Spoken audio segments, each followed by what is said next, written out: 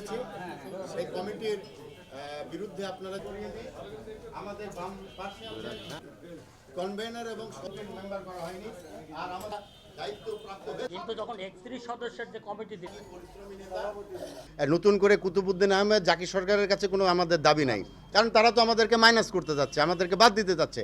আমরা বিএনপির ভারপ্রাপ্ত চেয়ারম্যান জননেতা তারেক রহমানের কাছে আমরা জোর দাবি জানাচ্ছি এবং তার মহাসচিব মহোদয়ের কাছে আমরা জোর দাবি জানাচ্ছি। আমাদের ভারপ্রাপ্ত যে সাংগঠনিক সম্পাদক বিভাগীয় যে সমস্ত নেতৃবৃন্দ আছেন, আমানুল্লাহ আমান আছেন, তাদের কাছে আমরা এই দাবিগুলো জানাচ্ছি। এই বিতর্কিত লোকজনকে দিয়ে যে কমিটি করছে সেই কারণেই তো আমাদের আন্দোলন। অবশ্যই এর বিরুদ্ধে আমরা। কেন্দ্র থেকে যখন 2 সদস্যের কমিটি দিয়েছিল, কুতুবউদ্দিন আহমেদ এবং ইঞ্জিনিয়ার জাকির হোসেন সরকারের কমিটি দিয়েছিল, আমাদের কারোরই কিন্তু এই কমিটির ব্যাপারে কোনো ছিল না, আপত্তি ছিল না।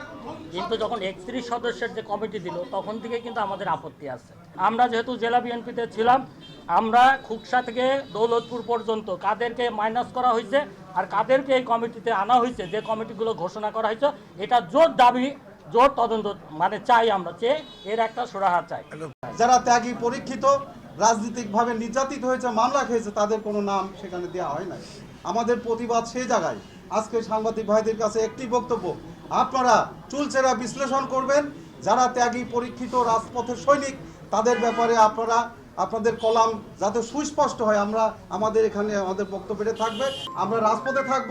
রাজপথে আন্দোলনের মাধ্যমে আগামী যে কর্মসূচি দিয়েছি আমরা, সেই কর্মসূচিতে আপনারা সহযোগিতা করবেন। আপনাদের সহযোগিতা একান্তই আমাদের কাম্য।